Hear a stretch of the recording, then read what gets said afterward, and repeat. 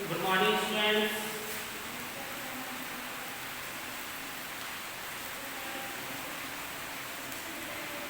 Class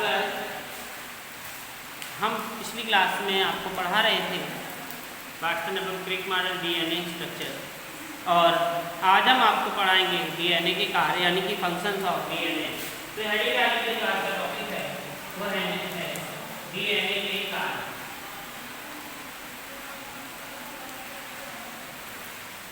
function of DNA, function of DNA. DNA के कार्य क्या है?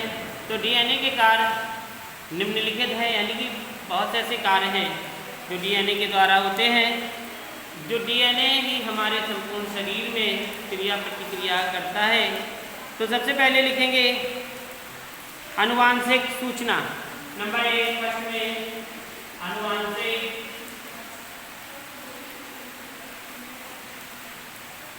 सूचना, यानी कि सभी जानते हैं कि डीएनए का ट्रांसफर होता है एक पीढ़ी से दूसरी पीढ़ी में। तो हेडिंग जो हमारी है डीएनए की आनुवांशिक सूचना, तो लिखेंगे डीएनए में सभी आनुवांशिक सूचनाएं, डीएनए में सभी आनुवांशिक सूचनाएं, डीएनए में सभी आनुवांशिक सूचनाएं नाइट्रोजन क्षारकों के क्रम की, नाइट्रोजन क्षारकों के क्रम की व्यवस्थाओं के रूप में, क्रम की व्यवस्थाओं के रूप में निहित होती है, व्यवस्थाओं के रूप में निहित होती है। यानी कि क्या समझ में आया आपको कि डीएनए में सभी आनुवांशिक सूचनाएं नाइट्रोजन क्षारकों के क्रम की व्यवस्थाओं के रूप में निहित होती हैं। दूसरी हेडिंग है गुणसूत्र। दूसरी हेडिंग गुणसूत्र।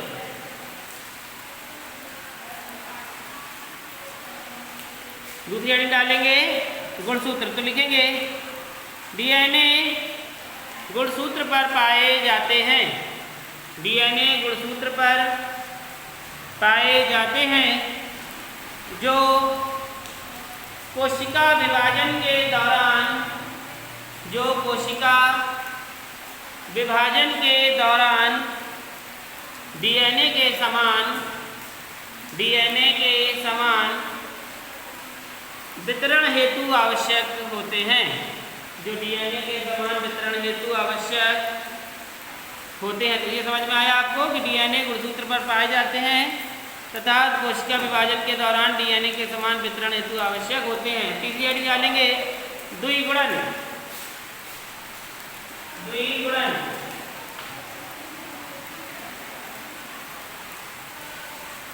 द्विगुणन लिखेंगे डीएनए में द्विगुणन की विशिष्ट, डीएनए में द्विगुणन की विशिष्ट क्षमता होती है, डीएनए में द्विगुणन की विशिष्ट क्षमता होती है जिसके द्वारा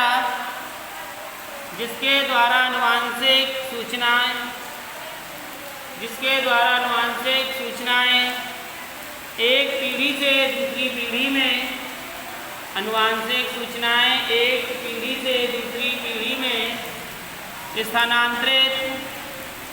स्थानांतरित होती हैं, एक पीढ़ी से दूसरी पीढ़ी में स्थानांतरित होती हैं। समझ में आया कि जब द्विगुणन होता है तो द्विगुणन में क्या होता है, विशिष्ट जो होती हैं आवश्यक सूचनाएं एक पीढ़ी से दूसरी पीढ़ी में स्थानांतरित हो जाती हैं। चौथी हेडिंग डालेंगे पुनर्योजन। पुनर्योजन।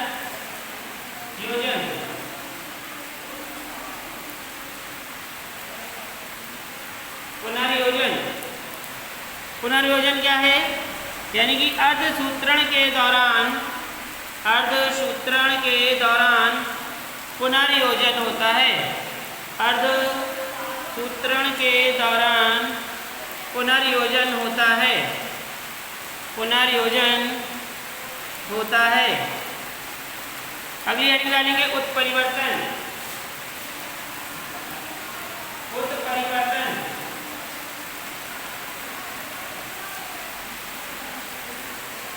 उत्परिवर्तन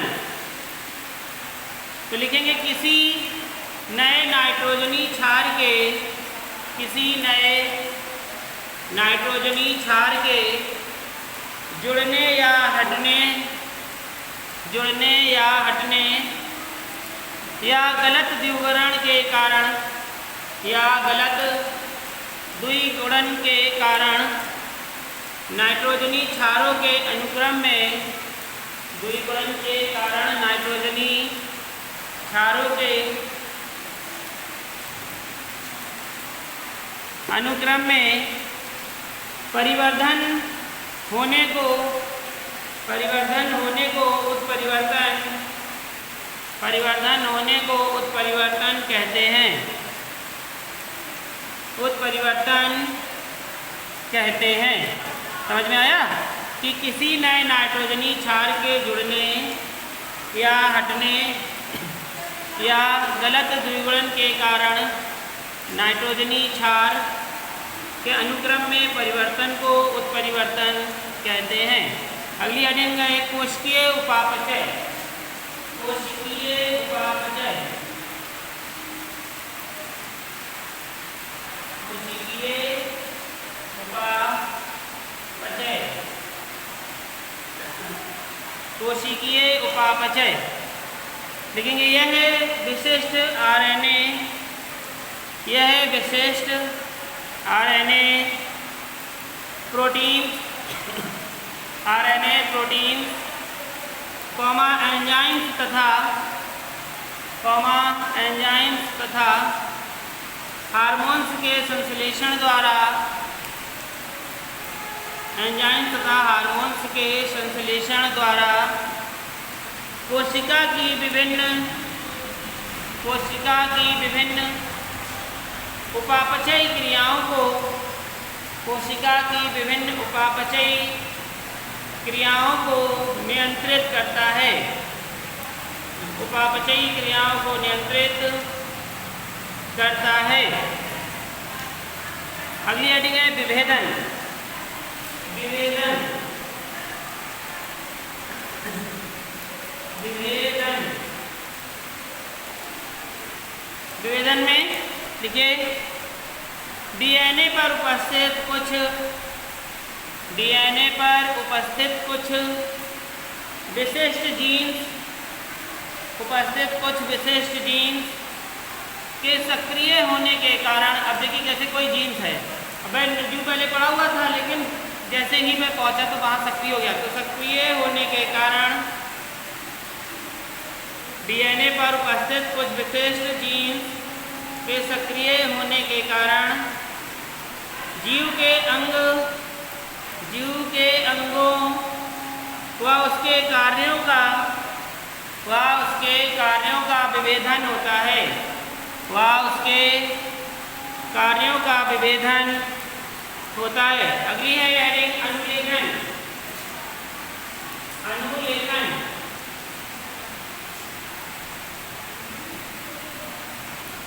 अनुलेखन, अनुलेखन में लिखिए डीएनए अनुलेखन द्वारा, डीएनए अनुलेखन द्वारा आरएनए बनाता है, डीएनए अनुलेखन द्वारा आरएनए बनाता है। यह डीएनए की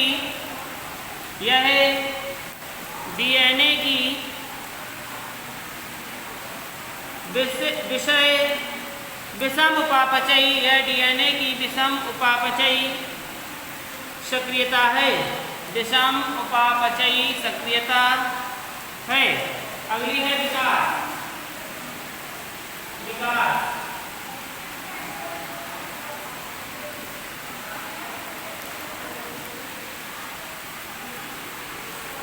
अगली है विकास। तो विकास में लिखेंगे डीएनए अंतर्निहित, डीएनए अंतर्निहित आनुवांशिक घड़ी के अनुसार डीएनए अंतर्निहित आनुवांशिक घड़ी के अनुसार जीवों के विकास को नियंत्रित करता है। जीवों के विकास को नियंत्रित करता है। अगली हेडिंग डालेंगे डीएनए अंगुली छाप। डीएनए अंगुली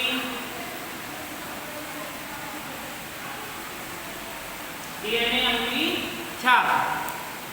तो डीएनए देखिए अंगुली छाप क्या है, इसमें यानी कि फिंगर प्रिंटिंग यही होती है कि डीएनए फिंगर प्रिंटिंग के द्वारा, जैसे आजकल आधार कार्ड में फिंगरप्रिंट लग रहे हैं, तो अगर कहीं पर कोई व्यक्ति हो जाता है तो उसके फिंगरप्रिंट के द्वारा, ये भी बहुत अच्छी चीज़ है कि हर व्यक्ति के फिंगरप्रिंट्स बिल्कुल अलग होते हैं। किसी भी व्यक्ति के फिंगरप्रिंट्स एक से कभी भी मैच नहीं करते।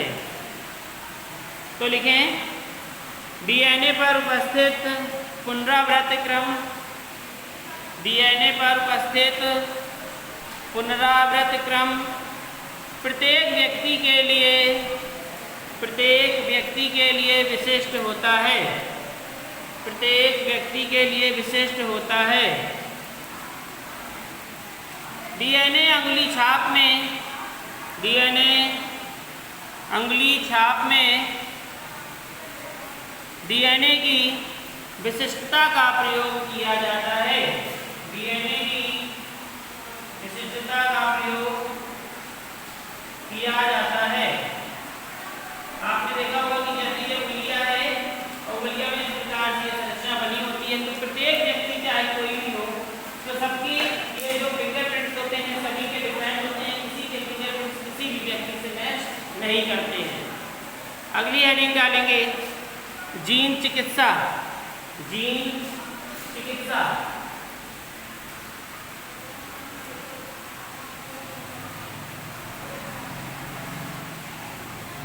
जीन चिकित्सा। जीन चिकित्सा में लिखेंगे जीन चिकित्सा द्वारा आनुवांशिक विकारों का उपचार किया जाता है। जीन चिकित्सा द्वारा आनुवांशिक विकारों का उपचार किया जा सकता है। जीन चिकित्सा द्वारा आनुवांशिक विकारों का उपचार किया जा सकता है। तो हमने आपको बताया कि डीएनए के कार्य सबसे पहले आनुवांशिक सूचना को पूरे शरीर में पहुंचाना। गुणसूत्र जो क्रोमोसोम सूत्र होते हैं यानी 46 होते हैं, विवरण होता है, फिर पुनर्योजन होता है, फिर परिवर्तन होता है, पुष्टियों का पचय होता है, विभेदन, अनुलेखन, विकास, डीएनए अंगुली छाप और जीन चिकित्सा। तो ये डीएनए के कार्य इतने प्रकार से आपने देखा कि हो रहे हैं।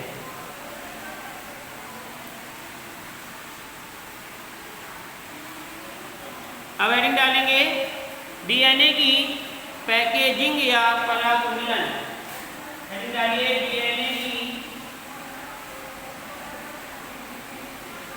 डीएनए की पैकेजिंग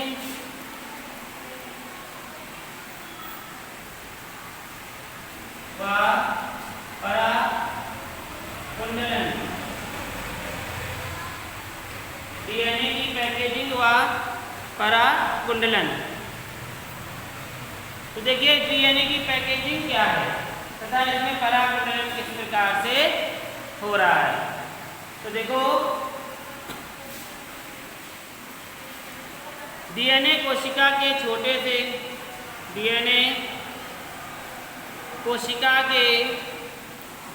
से केंद्रक में पाया जाता है। डीएनए कोशिका के छोटे से केंद्रक में पाया जाता है। इसके लिए डीएनए की कुंडलन व पराकुंडलन द्वारा पैकेजिंग होती है। पराकुंडलन द्वारा पैकेजिंग होती है। जैसे हमारे शरीर की जैसे हमारे शरीर की प्रत्येक कोशिका के केंद्रक में, जैसे हमारे शरीर की प्रत्येक कोशिका के केंद्रक में डीएनए के 46 अणु, डीएनए के 46 अणु यानी कि जिन्हें हम क्या कहते हैं, गुणसूत्र, पाए जाते हैं, जिसकी लंबाई 1.5 से, जिसकी लंबाई 1.5 से 8.4 होती है, सेंटीमीटर तक होती है। जबकि केंद्रक का व्यास, जबकि केंद्रक का व्यास 4 से 10 म्यू होता है, जबकि केंद्रक का व्यास 4 से 10 म्यू होता है। केंद्रक के अंदर डीएनए अत्यधिक कुंडलित, केंद्रक के अंदर डीएनए अत्यधिक कुंडलित एवं संघनित होकर, कुंडलित एवं संघनित होकर त्रिविम आकृति में पाया जाता है या पैक रहता है, त्रिविम आकृति में पाया जाता है या पैक रहता है। अगली लाइन से लिखेंगे, पूर्व केंद्रकीय व स्वाकेंद्रकीय में निम्न प्रकार से होते हैं। पूर्व केंद्रकीय व सुकेंद्रकीय में यह निम्न प्रकार से होते हैं। जैसे नंबर 1 लिखेंगे, पूर्व केंद्रकीय कोशिका में डीएनए की पैकेजिंग। नंबर 1, पूर्व केंद्रकीय कोशिका में डीएनए की पैकेजिंग। लीजिए, पूर्व केंद्रकीय कोशिका में डीएनए की पैकेजिंग। इसमें लिखेंगे, पूर्व केंद्रकीय कोशिका में, यह पूर्व केंद्रकीय कोशिका के कोशिका द्रव्य में पाया जाता है, कोशिका द्रव्य में पाया जाता है। जैसे पॉलीअमीन्स की सहायता से, जैसे पॉलीअमीन्स की सहायता से पराकुंडलित अवस्था में रहता है, पराकुंडलित अवस्था में रहता है। तो ये था आपका पूर्व केंद्र की कोशिका में डीएनए की पैकिंग। अब दूसरी हेडिंग है सु केंद्र की कोशिका में डीएनए की पैकिंग। दूसरी हेडिंग क्या लिखिए, सु केंद्रीय कोशिका, सु केंद्रीय कोशिका में डीएनए की पैकेजिंग।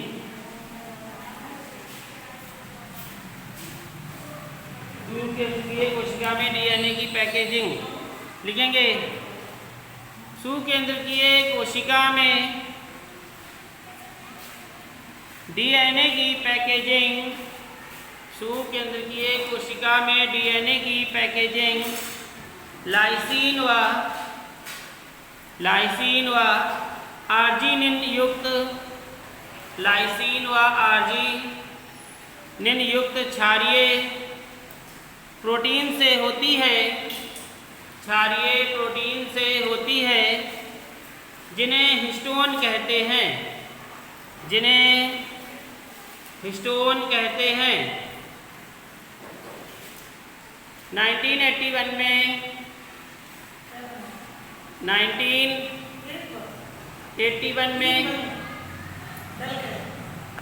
दो बनानी है। 1981 में न्यूक्लियोसोम की संरचना का वर्णन किया गया है, किया गया है।